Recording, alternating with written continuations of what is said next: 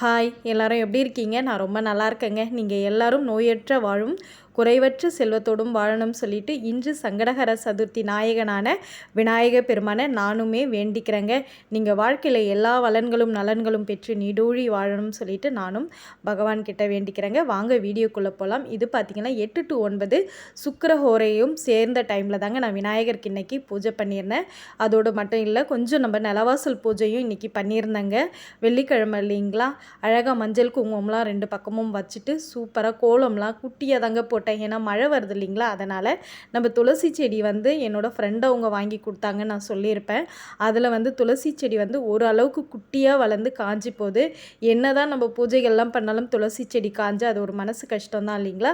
அதனால் அந்த துளசி மாடத்தை எடுத்து நான் நிலவாசலில் வந்து தீபம் ஏற்றி வச்சுருக்கேன். ஒரு பக்கம் தீபமும் ஒரு பக்கம் உருளியும் வச்சுருக்கேன்.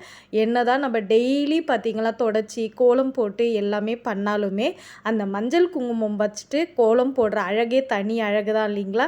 எத்தனை பேருக்கு இந்த மாதிரி செய்ய பிடிக்கும்னு சொல்லுங்கள். நான் ஒவ்வொரு வெள்ளிக்கிழமையும் இதை வந்து செய்வேன். இல்லைன்னா வியாழக்கிழமை முந்தனைய நாளே செஞ்சு வச்சுடுவேன். அப்படி எனக்கு வந்து வியாழக்கிழமை வந்து செட் ஆகலை. நேற்று பார்த்திங்கன்னா மழை வந்துருச்சு, நல்ல மழைங்க இங்கே.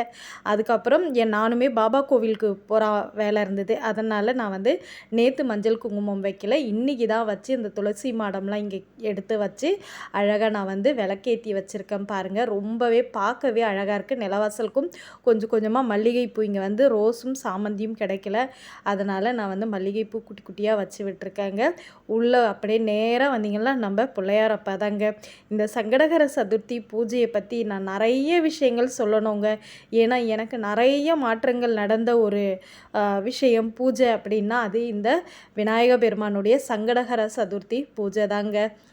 இது வந்து நம்மளை தேடி தானாகவே வந்த ஒரு விநாயகர். நான் நிறைய வீடியோவில் இதை சொல்லியிருப்பேன்னு நினைக்கிறேன், சொன்னதே சொல்கிறேன்னு நினைக்காதீங்க. ஆனால் என்னை தேடி இவர் தானாகவே வந்தார். இது எப்படின்னும் நான் நிறைய வீடியோவில் சொல்லியிருக்கேன்.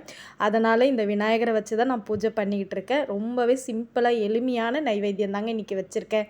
வீட்டில் இருந்த ஒரு மாம்பழமும் ட்ரை ஃப்ரூட்ஸ் வச்சுருக்கேன். அதுக்கப்புறம் பால் காய்ச்சி ஆற வச்சு அதில் தேன் கலந்து வச்சுருக்கேங்க. விநாயகரை பார்த்திங்களா மஞ்சள் சந்தனம்லாம் கலந்த தண்ணியில் அபிஷேகம் பண்ணிவிட்டு அவருக்கு சந்தனம் குங்குமம் வச்சு விட்டுருக்கேன்.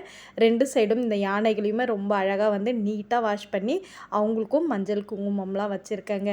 எனக்கு வந்து எப்பயாச்சும் வந்து ஹெல்த்து பிரச்சனை, அதாவது லேடிஸ் பிரச்சனைன்னு வரும்பொழுது மட்டும்தான் நான் வந்து சங்கடகர சதுர்த்தி பூஜையை வந்து ஸ்கிப் பண்ணுவேன்.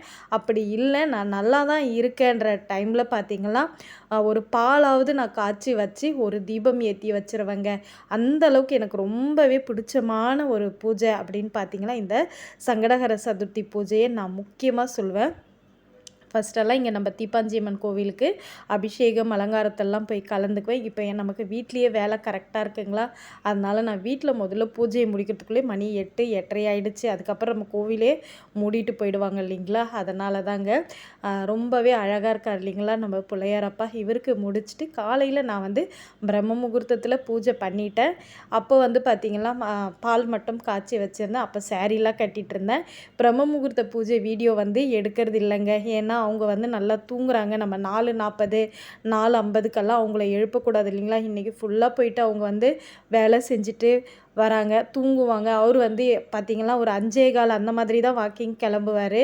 எனக்காகவே வீடியோஸ்க்காக ஒரு 2-3 நாள் எழுந்ததே எனக்கு கஷ்டமாக இருந்தது, அவரை வந்து நான் கஷ்டப்படுத்துடணும் அப்படின்னு சொல்லிட்டு. அதனால் நான் வந்து பார்த்திங்கன்னா எழுப்புறதே கிடையாது. எனக்கு வந்து வீடியோ எடுக்கவே நான் இன்னும் கற்றுக்கல. வாய்ஸ் ஓவர் கொடுப்பேன், எடிட் பண்ணுவேன் வீடியோலாம், சாங்ஸ் எல்லாம் கூட நான் தான் வந்து போடுவேன்.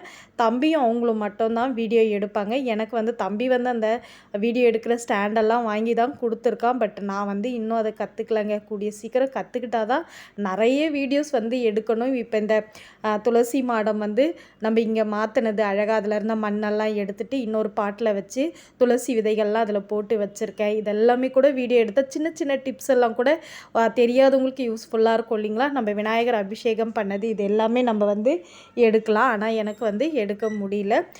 கொஞ்சம் கொஞ்சமாக கற்றுக்கிட்டு நிறைய வீடியோஸ் நான் வந்து போஸ்ட் பண்ணுறேங்க. இதுவே லாங் வீடியோ வந்து நான் போடுறதே ரொம்ப நாள் ஆகிடுச்சுன்னா பார்த்துக்கங்களேன். ஒரு 2 வீக்ஸ் பக்கம் ஆகிடுச்சு. இன்றைக்கி தான் நான் வந்து லாங் வீடியோவே போடுறேன். அதுவும் ஒரு 5 மினிட்ஸ் வீடியோ தான். 5 மினிட்ஸ் கூட இது வரலன்னு நினைக்கிறேன். இவ்வளோ தாங்க இன்றைக்கி வந்து ஈவினிங் என்னுடைய ஈவினிங் இப்படி தான் இருந்துச்சுங்க. பிடிச்சிருந்தா லைக் பண்ணுங்கள்.